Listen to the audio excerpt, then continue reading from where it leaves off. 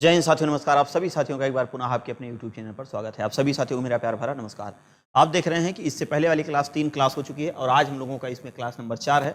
और आप बार बार कमेंट कर रहे थे कि अगर पीपीटी के माध्यम से एक बार थोड़ा सा सतही तरीके से, तो हम सतही तरीके से क्या, थोड़ा सा विस्तार तरीके से जब पीपीटी ही बनाना है तो क्या दिक्कत है। तो सतही तरीके से, बहुत शानदार तरीके से आज हम लेकर के आए हैं। जिस प्रकार से 3 क्लास आप देख लिए हैं उसी क्रम में आज ये चौथी क्लास है। तो चलिए बिना देरी की हम लोग शुरुआत करते हैं। आज हम लोग राज्य पुनर्गठन आयोग के बारे में पढ़ेंगे और वहीं से ही इसकी शुरुआत करने वाले हैं। राज्य पुनर्गठन आयोग से देखिए, सबसे पहले यहाँ पर कह रहा है कि जो उस टाइम हमारी रियासतें हुआ करती थी, देखिए इससे पहले वाली क्लास में संविधान लागू हो गया, सारा सब कुछ बन के एकदम क्लियर हो गया है। अब हम उससे पहले वाली में समितियां वगैरह भी पढ़ लिए हैं, सारा सब कुछ। आज हम लोग ये देखने वाले हैं रियासतों के बारे में। जैसे जो देसी रियासत थी, रियासतों को भारत में सम्मिलित करने के लिए सरदार वल्लभ भाई पटेल ने क्या किया था, बढ़िया से भेली बना दिया था। उस टाइम अगर रियासतों की बात की जाए तो इनकी संख्या लगभग जो है वो 552 थी, लगभग 552 थी। और सब इधर उधर बिखरे हुए थे, है ना। बूंदिया जी से सब छितरान रहे, लेकिन डॉक्टर वो क्या नाम, सरदार वल्लभ भाई पटेल और इनका एक व्यक्ति और थे, इसको लड्डू बना दिए गोलिया के, मेनन जी। तो बीपी मेनन जी भी इनका साथ दे रहे थे। तो सरदार वल्लभ भाई पटेल, जिनको लौह पुरुष के नाम से जाना जाता है, तो इनका साथ बीपी मेनन भी दे रहे थे। अकेले वल्लभ भाई पटेल नहीं थे, बीपी मेनन भी दे रहे थे। लेकिन मुख्य भूमिका की अगर हम लोग बात करें, वल्लभ भाई पटेल को जो है लौह पुरुष के नाम से जाना जाता है। किस नाम से जाना जाता है? लौह पुरुष के नाम से जाना जाता है। मंत्रालय का गठन किया गया था देसी रियासत। अब उसमें देखिए सबसे पहला एक आता है जूनागढ़। हमने आपको बताया था कि जा से जूनागढ़ और जा से जनमत संग्रह के आधार पे, तो जनमत संग्रह के आधार पे किसको लाया गया था? जूनागढ़ को। वहीं हैदराबाद थोड़ा सा अनवैलिड हो रहा था तो इसको कचरना पड़ा था, इसको कचर दिया गया, मतलब पुलिस कार्यवाही के माध्यम से इसको लाया गया। नहीं चल शामिल हो जाए, नहीं थुथुनियाया जाएगा।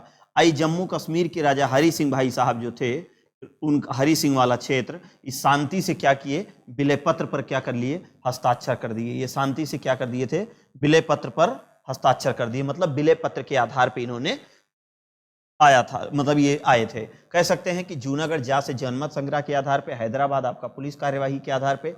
लेकिन जम्मू कश्मीर की अगर बात करेगा तो जम्मू कश्मीर किस आधार पे आया था? तो विलय पत्र के आधार पर। किस आधार पर आया था? विलय पत्र के आधार पर आया था, विलय पत्र के आधार पर आया था। ठीक, अब उसके बाद इससे जुड़े कुछ प्रमुख आयोग हैं, उसको हम लोग देख लेते हैं। स्क्रीनशॉट ले लीजिए इसका। बाकी इसका जो है टेलीग्राम चैनल पे जाइए, वहां से ये पूरा आपको सेम यही मिल जाएगा। अब देखिए गठन कर रहा है कि भाषाई आधार पर राज्यों का गठन। तो यहाँ पर अब हम देखेंगे कि राज्यों का गठन, तो राज्यों के गठन को लेकर के काफी विवाद चल रहा था। कोई कह रहा था भाषा के आधार पर किया जाए, कोई कह रहा था संख्या के आधार पर किया जाए।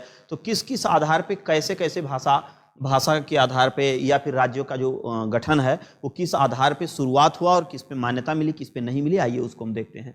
देखिए, भाषा के आधार पर राज्य पुनर्गठन आयोग उचित है या नहीं, इसकी जांच के लिए संविधान सभा के एक अध्यक्ष डॉक्टर राजेंद्र प्रसाद, ये क्या वही थे ही, डॉक्टर राजेंद्र प्रसाद ने इलाहाबाद उच्च न्यायालय के अवकाश प्राप्त न्यायाधीश यस के धर की अध्यक्षता में एक क्या किए, 4 सदस्यों की एक आयोग नियुक्त किए।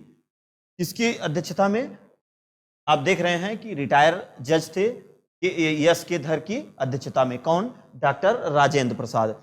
इस आयोग ने भाषा के आधार पर राज्यों के पुनर्गठन का विरोध किया और प्रशासनिक सुविधा के आधार पर राज्य के पुनर्गठन का समर्थन किया। तो देखिए अब यहां पर हम देखेंगे कि जो यस के धर है, यस के धर, तो यस के धर जो इन 4 सदस्यीय टीम है, 4 सदस्यों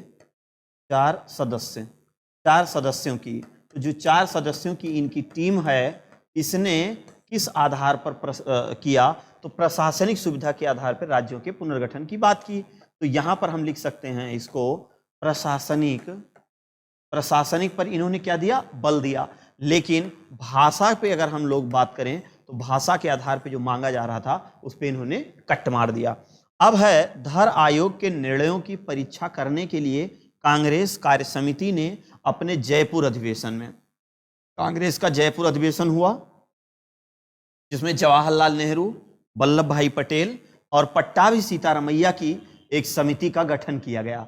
है ना, एक समिति का गठन किया गया। इस समिति ने भाषाई आधार पर राज्यों के पुनर्गठन की मांग को खारिज कर दिया। आप देखिए, इनके द्वारा भी जो है खारिज कर दिया गया भाषाई आधार पर। अब जब भाषाई आधार पर इनके द्वारा खारिज कर दिया गया तो इसके बाद अब अगला क्या देखिए, मतलब ये जो कमेटी बनी JVP के नाम से जानी गई। किस नाम से जानी गई? ये जो समिति बनी, ये समिति किस नाम से जानी गई? जवाहरलाल नेहरू, वल्लभ भाई पटेल और पट्टाभ सीतारमैया। इसने क्या किया? इसने भी जो है भाषा के आधार पे जो मांग हो रहा था उसके आधार पर इसने भी क्या किया? इसको खारिज कर दिया। तो JVP समिति जो थी उसने भी इसको क्या कर दिया? खारिज कर दिया। और इधर यस्के धर की जो 4 सदस्यीय समिति बनी थी इसने भी इसको खारिज कर दिया। अब आगे देखिए किस आधार पे कैसे जो है राज्यों का पुनर्गठन हो रहा है। देखिए, अब है नेहरू पटेल सीतारमैया। तो JVP समिति की रिपोर्ट के बाद मद्रास राज्य के तेलुगु भाषियों ने पोट्टी श्री रामल्लू के नेतृत्व में एक आंदोलन शुरू कर दिया। अब जब भैया तेलुगु भाषी लोग जो थे, तेलुगु भाषी लोग जो थे ये क्या कर दिए? अनशन कर दिए। अब जब अनशन कर दिए तो इस अनशन में क्या हुआ कि 58 दिन के आमरण अनशन के बाद 15 दिसंबर 1952 ईस्वी को रामल्लू साहब की क्या हो गई? मृत्यु हो गई। अब देखिए, रामल्लू साहब की क्या हो गई? मृत्यु। रामल्लू की मृत्यु हो गई। अब जब रामल्लू की मृत्यु हो जाती है 1952 में तो बड़ा कठिन मामला हो गया सरकार के सामने कि अब क्या किया जाए। तो अब क्या किया जाए? तो भैया आप तो हुई हैं वही जो रामल्लू जी चाहेंगे। तो रामल्लू की मृत्यु के बाद प्रधानमंत्री उस टाइम कौन थे? पंडित जवाहरलाल नेहरू। तेलुगु भाषियों के लिए पहली बार, सबसे पहले तेलुगु भाषियों के लिए एक पृथक आंध्र प्रदेश की गठन की घोषणा कर दी। तो कह सकते हैं कि तेलुगु भाषी राज्य जो था, तेलुगु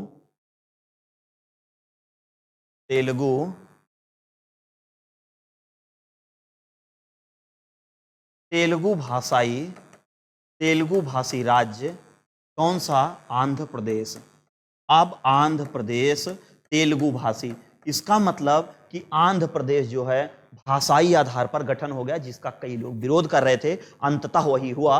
तो जब भाषाई आधार पर इसका गठन हो गया तो और भी अब धीरे धीरे मांग करने लगे कि जहां पे जो भाषा ज्यादातर बोली जा रही है उसी आधार पे उनका गठन कर दिया जाए। तो इसी के बाद क्या होता है, हमने कई बार आपको बताया है, 1 अक्टूबर 1953 को आंध्र प्रदेश राज्य का क्या कर दिया गया? गठन कर दिया गया।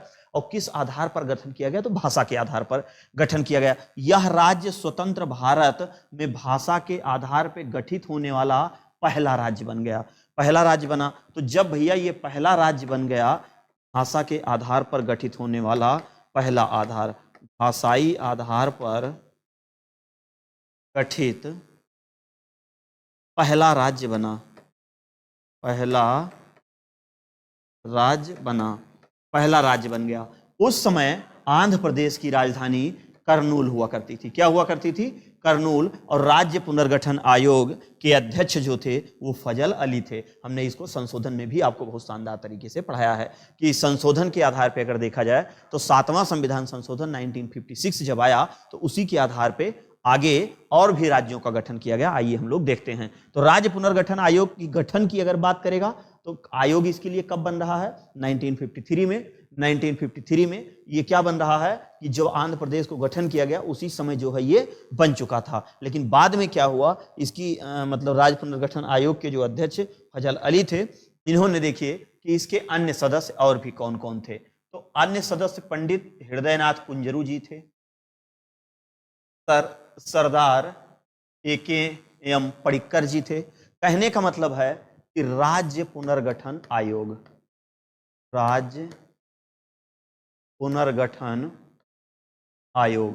तो राज्य पुनर्गठन आयोग की अगर हम लोग बात करें तो राज्य पुनर्गठन आयोग के जो थे, इसके अध्यक्ष की अगर हम बात करें, इसके अध्यक्ष जो थे वो फजल अली थे। कौन थे भैया? फजल अली थे। और अन्य सदस्य इसके कौन थे?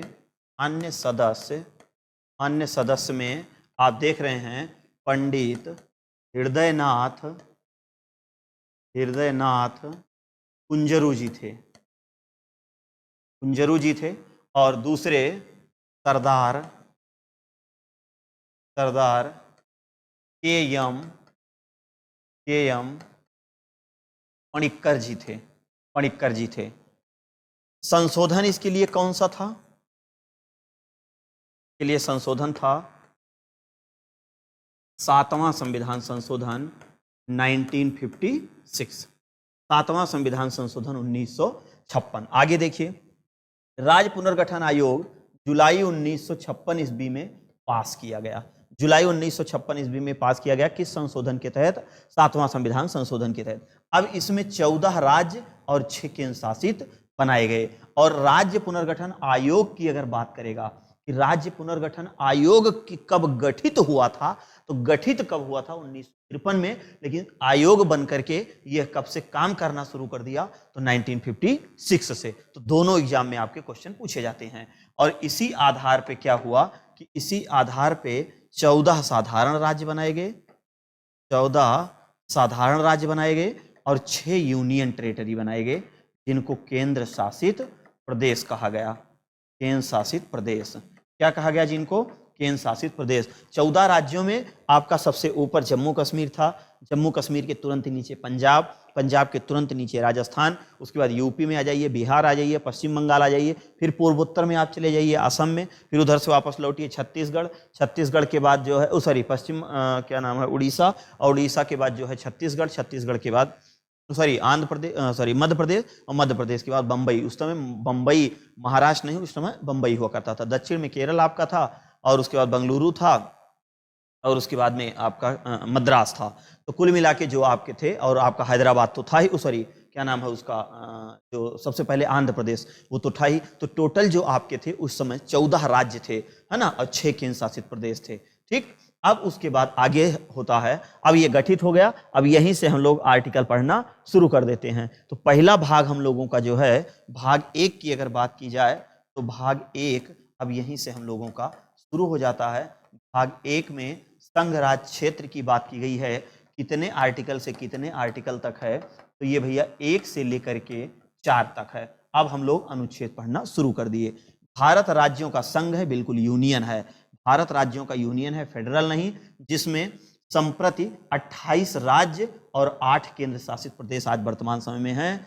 और दादन नागर हवेली दमन दीव के विलय के पश्चात राजधानी इसकी दमन बनी है। क्या बनी है? दमन बनी है। अब अनुच्छेद की अगर हम लोग बात करें तो कुछ प्रमुख अनुच्छेद है, जैसे भारत अर्थात इंडिया भारत राज्यों का संघ है। दूसरा, राज्य और उनके राज्य क्षेत्र होंगे जो पहली अनुसूचियों में विनिर्दिष्ट होंगे। और तीसरा, भारत के राज्य क्षेत्र में अर्जित किए गए अन्य राज्य क्षेत्र इसमें संविष्ट होंगे। तो कहने का मतलब है कि अनुच्छेद 1 में ये 3 प्रकार की बातें की गई, लेकिन मुख्य बातें उसमें क्या है कि भारत राज्यों का क्या है? यूनियन है, मतलब संघ है। ठीक, अब इसका स्क्रीनशॉट ले लीजिए। अब अगला देखिए, आर्टिकल 2 क्या कहता है, अनुच्छेद 2 क्या कहता है? अनुच्छेद 2 ये कहता है कि भारत की संसद को विधि द्वारा ऐसे निर्बंधों और शर्तों जो वह ठीक समझे संघ में नए राज्यों का प्रवेश या उनकी स्थापना की शक्ति देता है। कहने का मतलब है कि यहाँ पर क्या कहा जा रहा है कि नए राज्यों का प्रवेश कराएगा, नए राज्यों का प्रवेश मतलब स्थापना एवं नामकरण, स्थापना करेगा और ये नामकरण करेगा। लेकिन वहीं पर अनुच्छेद 3 क्या कहता है? अनुच्छेद 3 ये कहता है कि नए राज्यों का निर्माण होगा, नए राज्यों का निर्माण, और वर्तमान राज्यों के क्षेत्रों एवं सीमाओं या नामों में परिवर्तन, वो भी संसद के द्वारा। कहने का मतलब है कि जैसे यूपी है, अब यूपी को जब तोड़ा गया तो 2 राज्यों में एक उत्तराखंड आपका बन गया और एक आपका यूपी बन गया, तो उसके नाम और सीमा में परिवर्तन हो गया। तो यहाँ पर क्या नए राज्यों का यहाँ निर्माण कराया जा रहा है। तो नए राज्यों का क्या होगा? नए राज्यों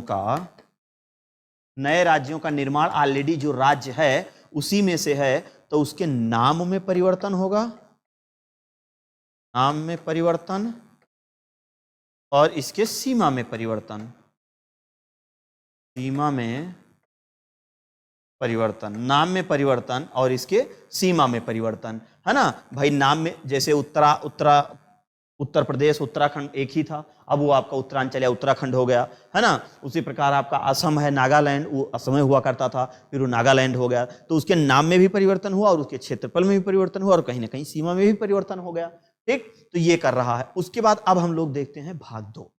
भाग 1 आपका हो गया, अगला हम लोग देखते हैं भाग 2। अनुच्छेद 4 से कोई मतलब नहीं है भैया। ये है आपका भाग 2।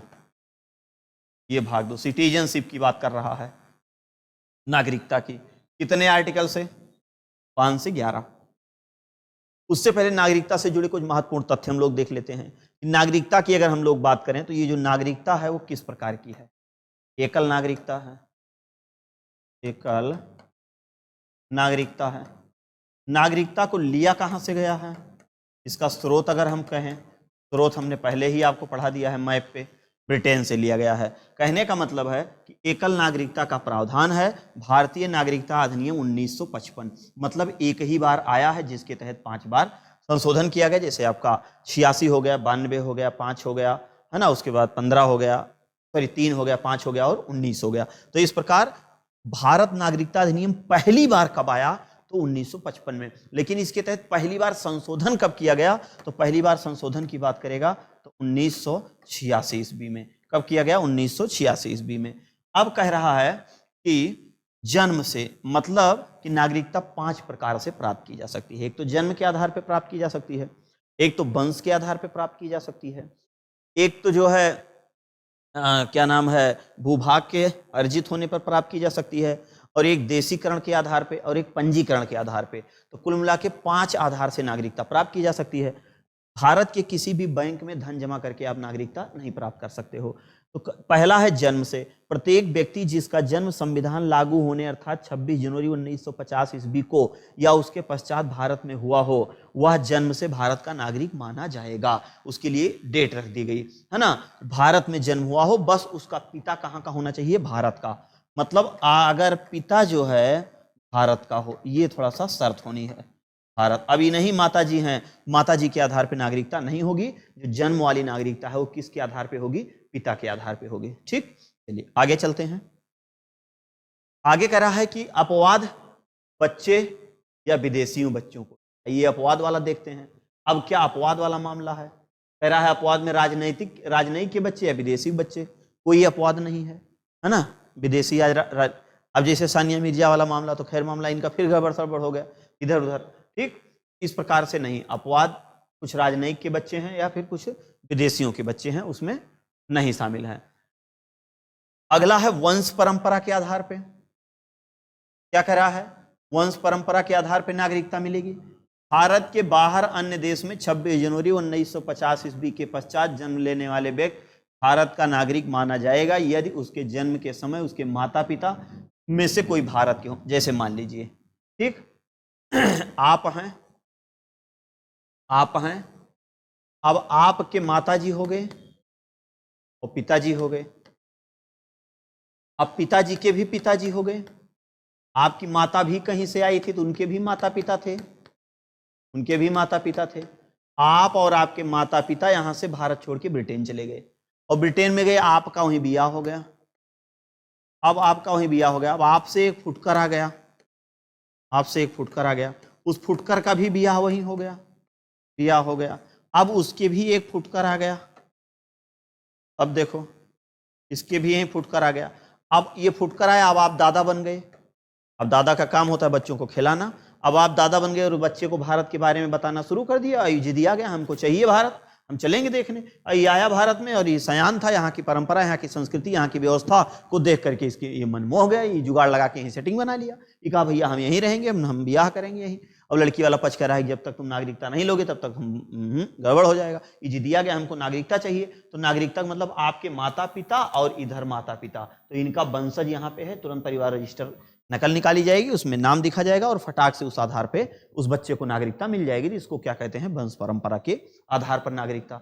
माता पिता का नागरिकता के आधार पर विदेश में जन्म लेने वाले को नागरिकता प्रदान करने का प्रावधान नागरिकता अधिनियम 1992 के तहत। किसके तहत भैया? 1992। ये जो प्रावधान है ये किसके तहत आएगा? 1992 के तहत। पहली बार कब हुआ था? 1986 में, उसके बाद अगला होता है 1992 में। अगला है देशीकरण के द्वारा। ये क्या चीज होता है? देशीकरण। देशीकरण इसमें बड़ा कठिन भाषा में लिखा होगा। भारत सरकार से देशीकरण का प्रमाण पत्र प्राप्त कर भारत की नागरिकता प्राप्त की जा सकती है। लो, इतना कठिन टॉपिक लिख दिया गया है, आप समझ नहीं पाओगे। इससे अच्छा तो हमें लगता है हम वही पढ़ाए हैं जो आप थ्योरी पढ़ाए हैं, पूरा लिख लिख के एक एक चीज समझा के। लेकिन अब आप लोगों का कहना था तो हमने कहा चलो भैया एक सीरीज इसका भी कंप्लीट कर देते हैं। देखिए, देशीकरण का मतलब ये हुआ, जैसे मान लीजिए यहाँ की कोई भारत की कोई महिला है, अब वो गई बाहर, विदेश से पटा के लेके चली आई किसी पुरुष को। अब उस पुरुष को यहाँ नागरिकता नहीं मिल रहा है, क्योंकि उसके दोनों के संघर्ष के बाद जो फुटकरवा उत्पादन होगा, उस फुटकरवा को नागरिकता कहाँ मिलेगी? पिता के आधार पर मिलनी चाहिए, उसको नागरिकता नहीं मिलेगी। अब वो बेचारा परेशान हो गया। तो देशीकरण का मतलब ही हुआ, अब वो औरत जो है उसको बुलाई, इधर आइए, इधर आइए, इधर आइए, जाइए, तब तक पास बैठे थे। अब वो कह रहा है व्हाट इज तप्ता, उसको समझन में नहीं आ रहा। अरे कंडी रखो यार, उसमें जो है अभी आग जलेगी। व्हाट इज कंडी, वो समझ नहीं पा रहा। कहने का मतलब जो बाहरी आदमी है वो कहाँ समझ पाएगा। लेकिन धीरे धीरे धीरे धीरे हमारे यहाँ का कल्चर पूरा समझ गया, वो रहन सहन खान पान जितना जल्दी, तो उस आधार पर उसको खटाक से नागरिकता मिल जाएगी। तो कहने का मतलब है कोई विदेशी भी व्यक्ति आके भारत में रहे और यहाँ की सारी व्यवस्थाएं जाने, उसका इंटरव्यू वगैरह होगा और सरकार उसको नागरिकता फटाक से दे देगी। इसको कहते हैं देशीकरण, मतलब ना आपने मतलब देसी भाषा में। अगला है पंजीकरण के द्वारा। पंजीकरण आप कराओगे, अगर आप सरकार चाहेगी तो नागरिकता आपको दे देगी, और सरकार नहीं चाहेगी तो आपको नागरिकता नहीं देगी। लेकिन पंजीकरण आपको कराना पड़ेगा। पंजी आप करण करा लीजिए, उसके बाद ले जाके आप जमा कर दीजिए। 6-7 साल तक आप इंतजार करिए। उसके बाद जब आप जाएंगे वहां पर जमा करने, तो पूछा जाएगा कितने दिन से रह रहे हो, तो आप वही पंजीकरण दिखा देना, देखो हमारा 7 साल पूरा हो गया, इतने दिन से रह रहे हैं। प्रधान या जो भी आपके क्षेत्र के होंगे उनसे आप लिखवा के आप वहां ले जाके जमा कर दीजिए। तो यही है कि निम्नलिखित वर्गों के आने वाले लोग पंजीकरण के द्वारा भारत की नागरिकता प्राप्त कर सकते हैं, जैसा कि हमको बताया। ठीक, अगला, वह व्यक्ति जो पंजीकरण प्रार्थना पत्र देने की तिथि से 6 माह पूर्व से भारत में रह रहे हों। हाँ बिल्कुल, जब वो दिए हैं, पंजीकरण जब कराए हैं, तो उसकी 6 माह पूर्व से होना चाहिए। भारतीय जो अविभाज्य भारत से बाहर किसी देश में निवास कर रहे थे, उनके लिए भी है। जब बंटवारा हुआ, पता चला बेचारे कहीं दूसरी जगह चले गए थे, वो बाद में आए, है ना, तो वो पंजीकरण उनका भी हो गया। वह स्त्रियां जो भारतीयों से विवाह कर चुकी या भविष्य में विवाह करने के लिए मौसम बना रही हैं। भारतीय नागरिकों के नाबालिग बच्चों को भी मिल जाएगा। राष्ट्रमंडलीय देशों के नागरिक जो भारत में रहते हों या भारत से बाहर नौकरी कर रहे हों, तो भाई उनके लिए वीजा वगैरह रहता है, उनका रजिस्ट्रेशन करना पड़ेगा, तब जाके उनका अपडेट होगा। प्रार्थना आवेदन पत्र देकर भारत की नागरिकता भी प्राप्त कर सकते हैं। अब अगला है आपका भूमि विस्तार। भूमि विस्तार का मतलब क्या हुआ कि जैसे ये है नेपाल आपका, ठीक, ये है आपका भारत। अब क्या होता है, नेपाल भारत में आ जाए, नेपाल भारत में आ जाए। अब भूभाग जो है वो कहाँ आ गया? भारत में आ गया। तो यहाँ के समस्त नागरिकों को भारत की नागरिकता मिल जाएगी। भारत की नागरिकता। अरे भाई ये सिक्किम है, आखिर सिक्किम को कैसे मिला? उसी आधार पे मिला था, है ना, उसी आधार पे। अब इसमें, इस नेपाल में अगर कोई चाइना की नागरिकता लिया होगा तो उसको नागरिकता नहीं मिलेगी। वो कहेगा भाई लोग सबको तो आप दे रहे हो, हमें आप काहे नहीं दे रहे हैं, ये तो आप गलत काम कर रहे हैं। तो भारत कहेगा आप एक काम करो, आपके पास दोहरी नागरिकता है और हमारे भारत में ये प्रावधान है कि सिंगल नागरिकता है, एकल नागरिकता। तो पहले आप जाओ और वो नागरिकता हटो वहां से, उसको त्यागो, उसके बाद तब आपको मिलेगी, उससे पहले आपको नहीं मिलने वाली है। कहीं चलो भैया हम वहां की त्याग देते हैं, तो जब वो त्याग देंगे तब उनको भारत की नागरिकता आसानी से मिल जाएगी। ठीक, यहां तक चीजें समझ में आ गई होंगी। अगला पॉइंट फटाक से स्क्रीनशॉट लीजिए। अब देखिए, अरे मक्खी में, अब है हमारा मौलिक अधिकार। अगला जो टॉपिक हम लोगों का है भाग 3, फंडामेंटल राइट। भाग 3 जिसको क्या कहा जाता है? मौलिक अधिकार। फंडामेंटल राइट, मौलिक अधिकार, अनुच्छेद 12 से 35 तक। अनुच्छेद 12 से 35 तक। मौलिक अधिकार संयुक्त राज्य अमेरिका के संविधान से लिया गया है। इसका वर्णन संविधान के भाग 3 में हमने बताया, 12 से लेकर 35 तक है। संविधान के भाग 3 भारत के अधिकार पत्र या मैग्ना कार्टा के नाम से जाना जाता है। मतलब भारत, इसको क्या कहते हैं? Magna carta. मैग्ना कार्टा के नाम से जाना जाता है। इसे मूल अधिकारों का जन्मदाता भी कहा जाता है। मैग्ना कार्टा एक फ्रांसीसी शब्द है, इसका प्रयोग इंग्लैंड में हुआ था। तो इसका प्रयोग पहली बार प्रयोग कहाँ हुआ था? ब्रिटेन में हुआ था। 1215 ईस्वी में के आसपास जो है सबसे पहले मैग्ना कार्टा। 1931 ईस्वी में कराची अधिवेशन अध्यक्ष डॉक्टर सरदार वल्लभ भाई पटेल कर रहे थे। अधिकारों का प्रारूप जवाहरलाल नेहरू ने बनाया था। किस चीज की? कांग्रेस ने घोषणा पत्र में सबसे पहले मूल अधिकार की क्या की थी? मांग की थी। मूल अधिकार का प्रपत्र जवाहरलाल नेहरू ने बनाया था। पहला समता या समानता का अधिकार, दूसरा स्वतंत्रता का अधिकार, तीसरा शोषण, चौथा धार्मिक, पांचवा संस्कृति और ये संवैधानिक। इसमें दिया गया है 14 से लेकर 18 तक, 19 से 22 तक आपका, 23-24 है, यहाँ 25 से 28 है और यहाँ 29 से 30 है और यहाँ पर भैया आर्टिकल 32 है, अनुच्छेद 32। लेकिन अनुच्छेद 12 क्या कहता है? अनुच्छेद 12 ये कहता है कि भारत के किसी भी राज्य क्षेत्र में जीवन जीने की परिभाषा स्वतंत्र रूप से। लेकिन अब इतना स्वतंत्रता आपको नहीं दी गई है कि अगर आपके घर के बगल से बिजली का खंभा तार गया है और रात में उसे आप टक्कर से कटिया फंसा लीजिए तो ये आपको स्वतंत्रता नहीं है। अगले दिन अब चेकिंग होगी, पकड़ेंगे तो आप कचर दिए जाओगे। वो ये नहीं कहोगे भारत किसी भी क्षेत्र में जीवन जीने की स्वतंत्रता, वहां पर ऐसा काम आप नहीं कर सकते हो। अनुच्छेद 13 क्या कहता है? विधि बनाने का अधिकार। विधि बनाने का मतलब क्या होता है कि कानून, अगर कोई भी कानून बनाना होगा संसद बनाएगी। मूल अधिकार से संबंधित अनुच्छेद 368 की मदद से संसद कानून बनाएगी, तो इस पर कोई और हस्तक्षेप नहीं कर सकता है।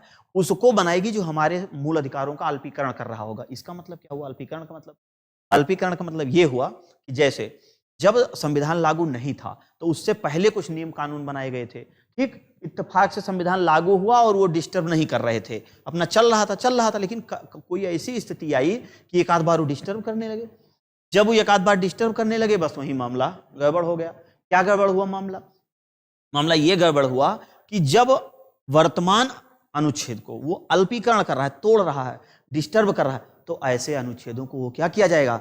हटा दिया जाएगा। अनुच्छेद 13 के तहत संसद द्वारा विधि बना के। बाकी 14 से लेकर 30-32 तक आपको हम बता ही रहे हैं। उसके बाद 33 सशस्त्र बल की बात की गई है। सशस्त्र बल में यह है कि संसद के मतलब किसी भी में, अगर अभी आगे आपको बता देते हैं फटाक से, पहले इसको देख लीजिए, ठीक, स्क्रीनशॉट ले लीजिए। सशस्त्र बल का मतलब चलिए यहां पर लिख देते हैं, आर्टिकल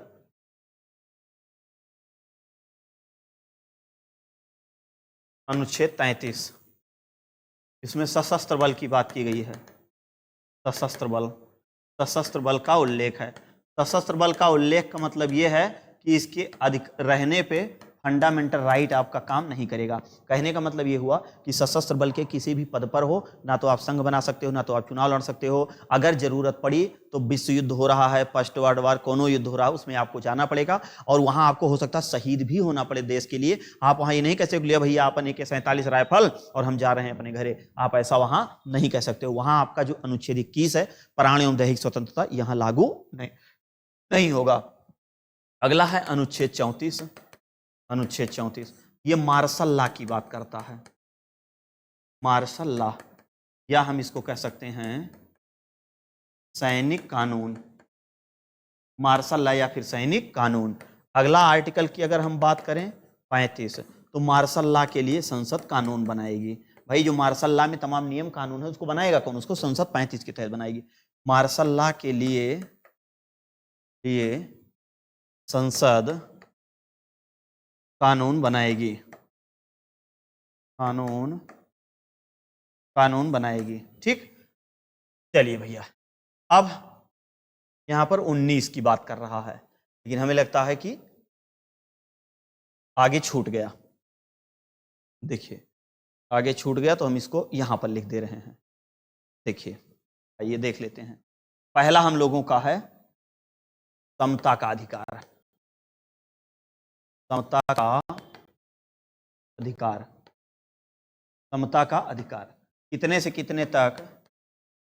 14 से लेके 19 तक। 14 से लेके 19 तक समता या इक्वलिटी की बात कर रहा है। अब देखिए समता,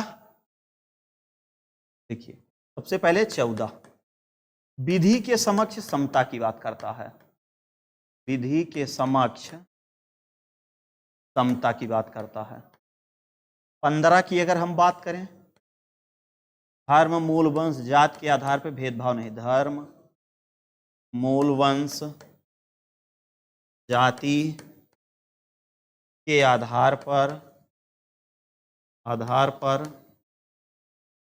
भेदभाव नहीं होगा। और इसी में यह बताया गया है कि कुआं तालाब सार्वजनिक स्थल पे भी आपको कोई रोक टोक नहीं होगा। ये 15 में इसको भी बताया गया है। 16 में अवसर की समानता, लोक नियोजन, लोक नियोजन मतलब सरकारी विभागों में, लोक नियोजन मतलब सरकारी विभागों में, प्राइवेट में नहीं, सरकारी विभागों में,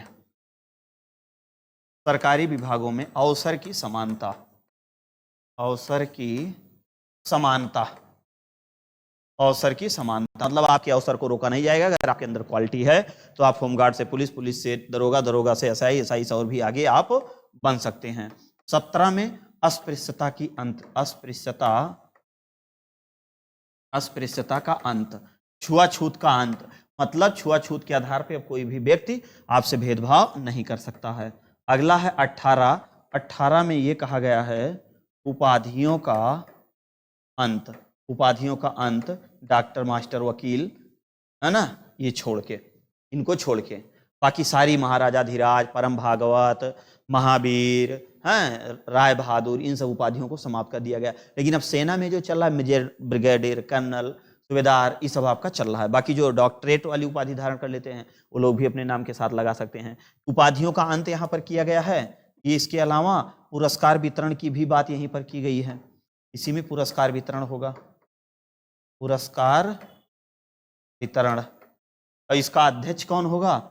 इसका जो अध्यक्ष बनेगा वो उपराष्ट्रपति होगा, उपराष्ट्रपति, उपराष्ट्रपति बनेगा। अध्यक्ष मतलब भारत रत्न, तमाम पुरस्कार जो हैं वितरित किए जाते हैं वो भी किसके तहत होता है? वो भी अनुच्छेद 18 के तहत होगा। ठीक, चलिए इंसार्ट लीजिए। अब देखिए 19, 33, 34, 35 बता दिए हम। 19 आइए देख लेते हैं 19 का क्या मामला है। अनुच्छेद 19 स्वतंत्रता का अधिकार। दूसरा आपका है स्वतंत्रता का अधिकार, अरे सॉरी स्वतंत्रता का नहीं होगा भाई, ये भी अभी वही चल रहा है। अच्छा नहीं सॉरी, हाँ ठीक है वही है, ये दूसरा आ गया स्वतंत्रता का अधिकार। 19 से लेके 22 तक है ये, 19 से 22 तक। अनुच्छेद 19, अनुच्छेद 19 संविधान में 7 तरह की स्वतंत्रता का उल्लेख, अब सिर्फ 6 ही है। 19F को हटा दिया गया 44वां संविधान संशोधन 1978 के तहत। बहुत शानदार ट्रिक हमने आपको क्लास में रटाया है ऑफलाइन में। ठीक, 19A क्या कहता है? बोलने की स्वतंत्रता। 19A क्या कहता है? बोलने की स्वतंत्रता। B क्या कहता है? शांतिपूर्ण बिना हथियारों का एकत्रित सभा होने स्वतंत्रता। C क्या कहता है? संघ बनाने की स्वतंत्रता। D क्या कहता है? देश के किसी भी क्षेत्र में आवागमन की स्वतंत्रता। E क्या कहता है? देश के किसी भी क्षेत्र में निवास करने या बसने की स्वतंत्रता।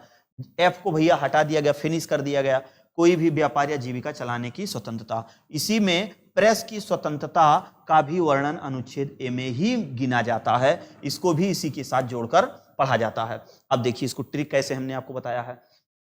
ए भैया 19, सबसे पहले तो आपको 19 मतलब बोलने की स्वतंत्रता है ना, बोलने की स्वतंत्रता है। वाक्य एवं अभिव्यक्ति की स्वतंत्रता जिसको कहते हैं, वाक्य एवं अभिव्यक्ति की स्वतंत्रता। बी से बैठने की स्वतंत्रता, बैठने का मतलब बैठ करके सभा करने की स्वतंत्रता, इस ट्रिक से। सी मतलब संघ बनाने, सी मतलब संघ बनाने, और डी मतलब चारों तरफ, डी मतलब 4, डी 4 नंबर पे है तो चारों रास्ता, चारों तरफ आप इधर उधर आ जा सकते हैं। ई मतलब स्थिर, स्थिर, ई मतलब स्थिर मतलब निवास करने की, है ना। एफ फराड, फिनिश कर दिया गया उसको, देख रहे हैं, एफ को यहां गायब कर दिया गया। जी मतलब जीविका चलाना, तो जीविका चलाने के लिए कोई व्यापार वगैरह आपको करना पड़ेगा, इस ट्रिक से हमने बताया, और आपको 100% इसको याद ही करना पड़ेगा। ठीक, इसकी स्क्रीनशॉट ले लीजिए फटाक से। चलिए आगे की तरफ चलते हैं। अब अनुच्छेद 20 है, आइए अनुच्छेद 20 के बारे में देखते हैं। अनुच्छेद 20 क्या कहता है? अपराधों के लिए दोष सिद्ध के संबंध में संरक्षण। कुछ बातें यहां पर कही गई, इसके तहत 3 प्रकार की स्वतंत्रता है। अपराधों के बीच द्वैध सिद्धि का मतलब यह हुआ कि जैसे किसी भी व्यक्ति को एक अपराध के लिए सिर्फ एक बार सजा होगी। ठीक, मान लीजिए आपने कोई गलती की, आपको सजा हुई, आप वहां से सजा काट के चले आए पूरी करके। अब वो व्यक्ति जिससे आपका विवाद था वो कहा फिर जाके FIR कर दिया, तो दोबारा उसी केस के लिए आपको दोबारा सजा नहीं होगी। दूसरा है, पहला हो गया। दूसरा, अपराध करने के समय जो कानून है उसी के तहत सजा मिलेगी, ना कि पहले और बाद में बनने वाले कानून के तहत।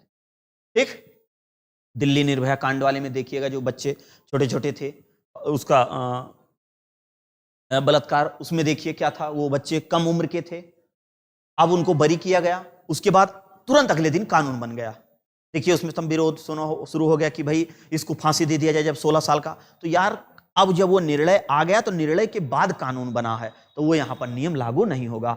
अगला, किसी भी व्यक्ति को स्वयं के विरुद्ध न्यायालय में गवाही देने के लिए बाध्य नहीं किया जाएगा। मतलब किसी भी व्यक्ति को स्वयं के विरुद्ध न्यायालय में गवाही देने के लिए बाध्य नहीं किया जाएगा। इससे भी आपको क्या मिलेगा? संरक्षण मिलेगा। अगला आपका आता है अनुच्छेद 21। भैया अनुच्छेद 21 में बहुत 35 प्रकार की स्वतंत्रता है। एक नहीं 35 प्रकार की स्वतंत्रता, एक तो नहीं 35 प्रकार की स्वतंत्रता, 35 प्रकार की स्वतंत्रता। अब ये 35 प्रकार की स्वतंत्रता आपको जो है कहाँ मिलेगी देखने को? तो ये आपको मिलेगी लक्ष्मीकांत प्यारेलाल में, है ना। लक्ष्मीकांत आप देखोगे तो वहां पर आपको 35 प्रकार की स्वतंत्रता मिलेगी, है ना। अभी देखिए हमारे पास किताब है, हम आपको दिखा देते हैं। ये देखिए 35 प्रकार की, है ना। 21 में 35 प्रकार की स्वतंत्रता है।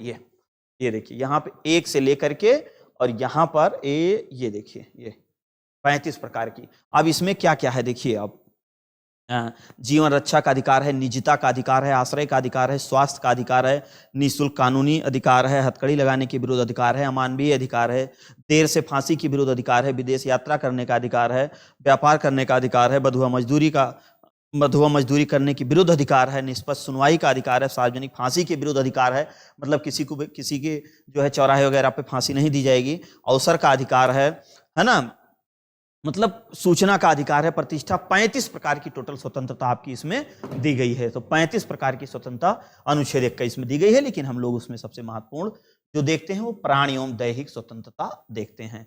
2 ऐसे आर्टिकल हैं अनुच्छेद 20 और 21 जो आपात के दौरान निलंबित नहीं होंगे। 20 एवं 21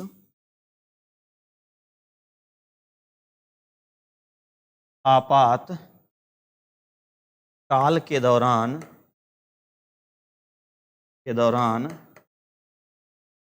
निलंबित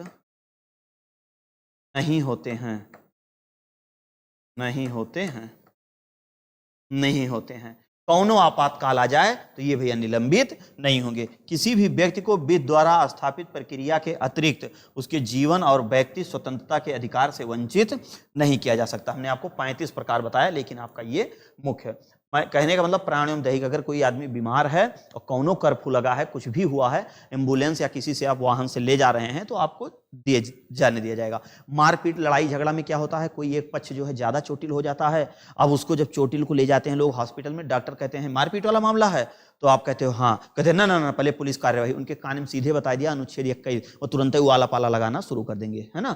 ये सब जानकारी आपको होना जरूरी है। अगला है 21 का, वेरी इंपॉर्टेंट। देखिए 21 का की अगर हम लोग बात करें तो इसको संशोधन के द्वारा लाया गया था। इसको संशोधन निःशुल्क एवं अनिवार्य शिक्षा संशोधन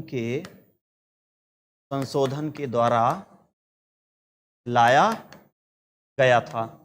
संशोधन के द्वारा लाया गया था इसको।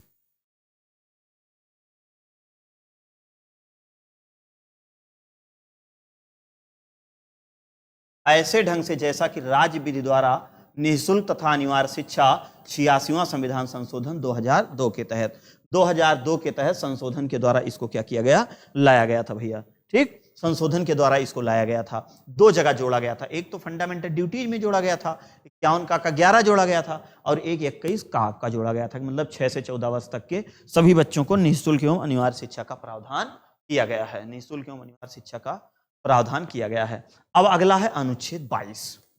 अनुच्छेद 22 कुछ दशाओं में गिरफ्तारी के निरोध संरक्षण, अगर किसी भी व्यक्ति को मनमानी ढंग से हिरासत में ले लिया गया है तो उसे 3 प्रकार से स्वतंत्रता प्राप्त की। पहली ये है, हिरासत में लेने का कारण बताना होगा, क्यों आपने इसको हिरासत में लिया। दूसरा, 24 घंटे के अंदर मतलब आने जाने के समय को छोड़कर उसे दंडाधिकारी मतलब मजिस्ट्रेट के सामने, जज के सामने पेश करना होगा। उसे अपने पसंद के वकील से सलाह लेने का अधिकार होगा। ठीक, उसको क्या होगा, अपने पसंद वकील से सलाह लेने का अधिकार होगा। ये आपका तीसरा है। लेकिन यहां पे जो आप ये देख रहे हैं शोषण के विरुद्ध अधिकार, ये हमारा तीसरा मूल अधिकार है। तीसरा मूल अधिकार, तीसरा मूल अधिकार है। ठीक, तो पहला तो ये है, दूसरा ये है और तीसरा आपका यहां पर है।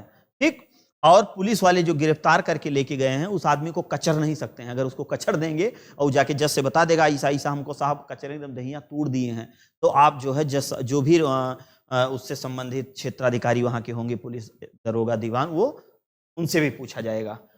अब 3 नंबर हम लोग चलते हैं, अनुच्छेद 3। अच्छा, ये इसमें गए हुए हो गया, चलिए इसको हम अलग से आपको यहीं बता दे रहे हैं। शोषण के विरुद्ध अधिकार, शोषण के विरुद्ध अधिकार, आइए हम इसको यहीं पर निपटाने का प्रयास करते हैं।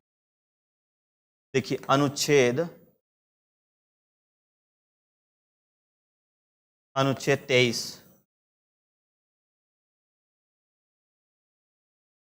किसी भी व्यक्ति से जबरन कार्य नहीं कराया जा सकता है। जबरन कार्य नहीं कराया जा सकता है। जबरन कार्य नहीं कराया जा सकता है। ना ही किसी भी व्यक्ति को खरीदा बेचा जा सकता है। मतलब मानव व्यापार पर रोक लगाता है। मानव व्यापार पर रोक लगाता है। मानव व्यापार पर रोक लगाता है। अगला है आर्टिकल 24, वेरी इंपॉर्टेंट। 14 वर्ष से कम उम्र के बच्चों से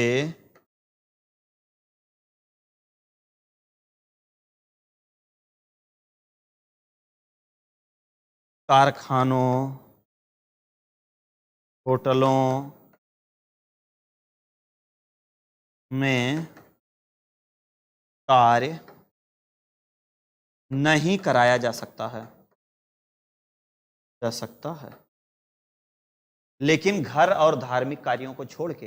तो इसमें 2 आर्टिकल हैं, एक तो आपका अनुच्छेद 23 है और दूसरा अनुच्छेद आपका यहाँ पर 24 है। 24 मतलब 14, 24 14, 24 14। तो 24 में कहा गया 14 वर्ष से कम बच्चों की आयु से कोई भी कल कारखानों में काम नहीं कराया जाएगा, और 23 में किसी भी व्यक्ति से जबरन काम वगैरह नहीं कराया जा सकता है। ठीक, अब हम लोगों का आता है चौथा, धार्मिक स्वतंत्रता। चलिए, अगला है धार्मिक स्वतंत्रता। धार्मिक स्वतंत्रता की अगर बात की जाए तो 25 से लेकर के 28 तक है।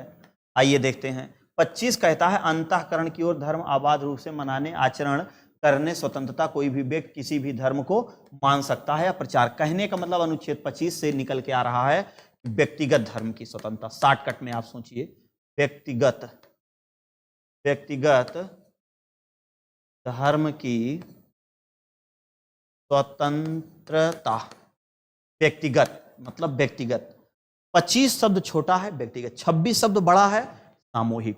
अभी देखिए 26, धार्मिक कार्यों के प्रबंधन मतलब व्यक्ति को अपने धर्म के संस्थाओं की स्थापना, पोषण करने, विधि संपत्ति अर्जन, स्वामित्व का पूरा प्रशासनिक अधिकार है, उसको कोई तोड़फोड़ नहीं सकता है। कहने का मतलब है सामूहिक रूप से धर्म को मानना।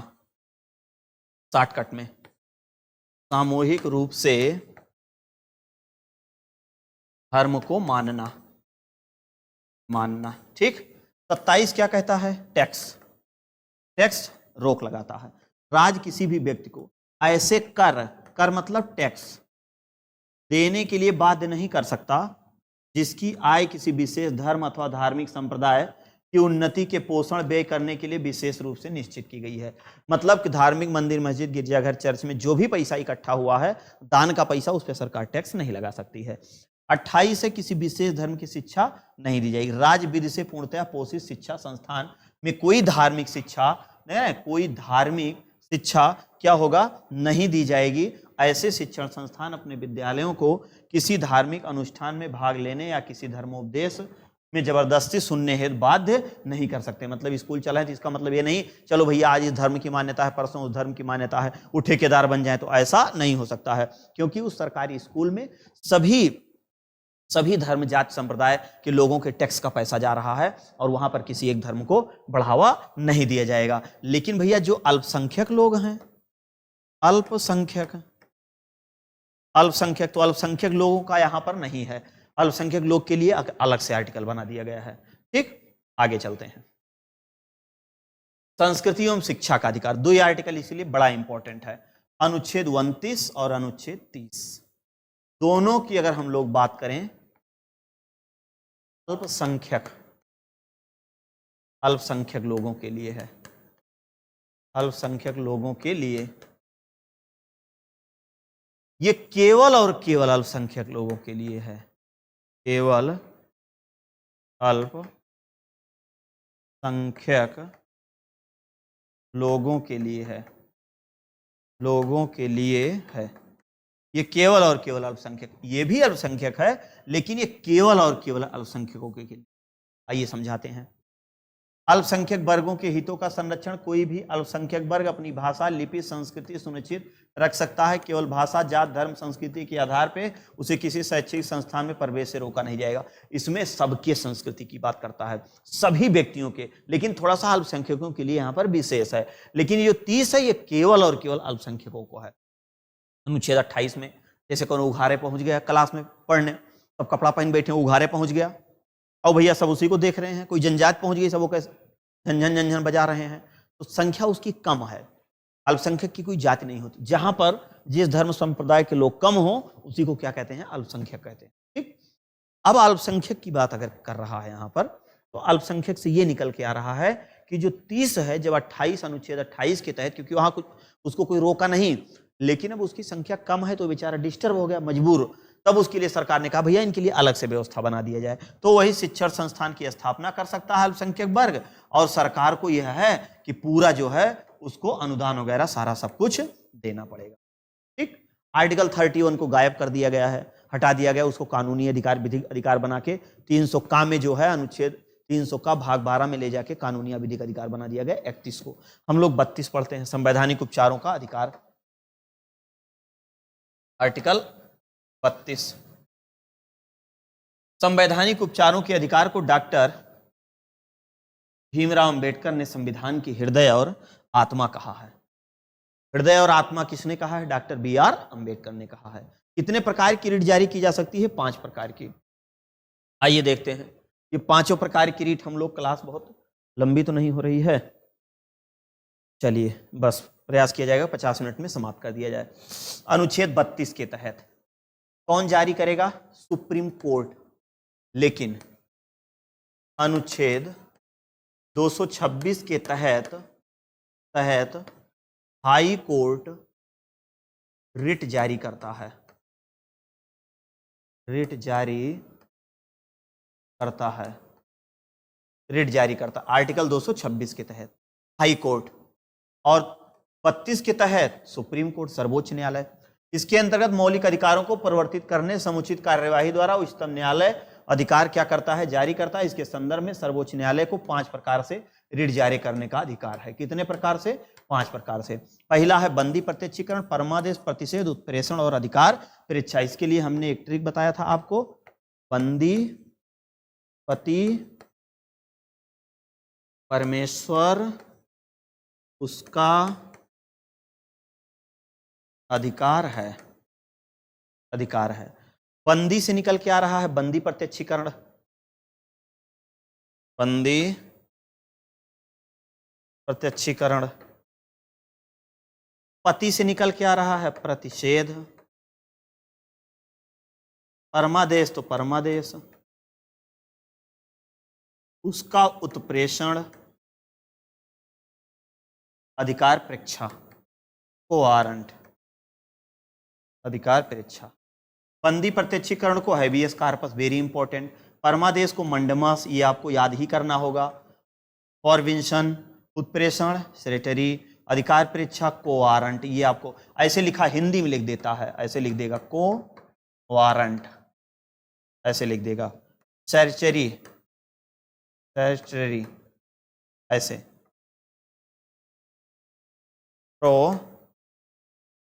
प्रोहिबिशन ऐसे लिख देगा। ऐसे हिंदी में मंडमस लिख देगा, mandamus. Habeas corpus, habeas corpus Hindi में लिख देगा। ये आपको रटना ही रटना पड़ेगा और संभवतः ऑफलाइन में हमने जहां भी पढ़ा है जिन भी बच्चों को एकदम पूरी तरह से रटा दिया है। चलिए आज हम लोग मूल अधिकार समाप्त करते हैं। अब इसकी अगली वाली क्लास में राज्य के नीति निर्देशक तत्व, मौलिक कर्तव्य और पूरा संपूर्ण राष्ट्रपति, उपराष्ट्रपति, इतना हम लोग अगले वाली क्लास में लेकर के आएंगे। उसके बाद अगले वाले में संघ कार्यपालिका मतलब पूरा भाग 5 समाप्त हो जाएगा। भाग 5 फिर 6 आपको इंपॉर्टेंट है। उसके बाद सतही तरीके से भाग 8 से लेके भाग 20 तक सतही तरीके से जो इंपॉर्टेंट चीजें हैं उसी को नोट्स बना के वही यहाँ टाइप करके आपको पढ़ा देंगे। मिलते हैं नेक्स्ट क्लास में, तब तक के लिए आप सभी साथियों को जय हिंद, वंदे मातरम।